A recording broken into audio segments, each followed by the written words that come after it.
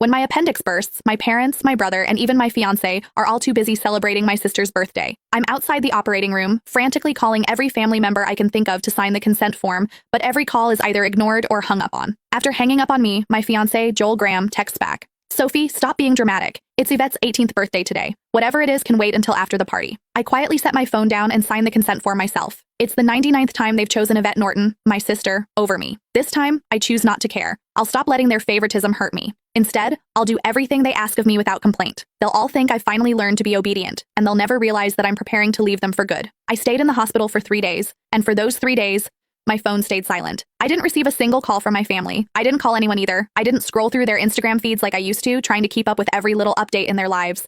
Instead, I just quietly rested in my hospital bed and dragged my weak body around for checkups and payments. Even on the day I was discharged, I didn't tell a soul.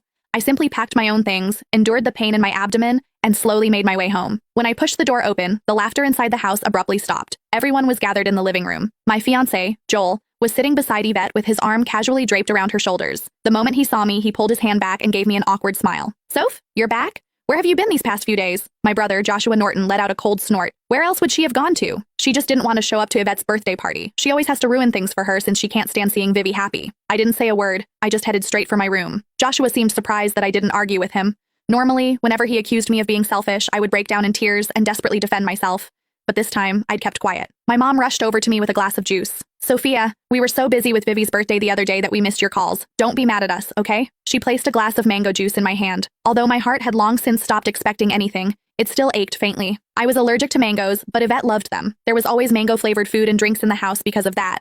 But no matter how many times I reminded them, no one ever remembered that I couldn't have mangoes. I handed the glass back to Mom and quietly stepped back. I'm not mad, I'll just go to my room. Just as I turned around, a loud noise came from the living room. Dad abruptly stood up and slammed his hand on the table. He screamed, "Why have you been walking around with that sour face ever since you came in? Your mother already apologized and even gave you your favorite drink. What's with that attitude? It looks like we've spoiled you too much." My heart twisted, and even breathing hurt. Tears blurred my vision, but I still lifted the glass from Mom's hand and drank it all in one go. I then gently set the empty glass down and wiped away my tears. I calmly looked at Dad. Yvette's the one who likes mangoes. I'm allergic to them, but it doesn't matter. I already drank it all. Can I go to my room now? Sophia, why didn't you say something earlier if you were allergic to it?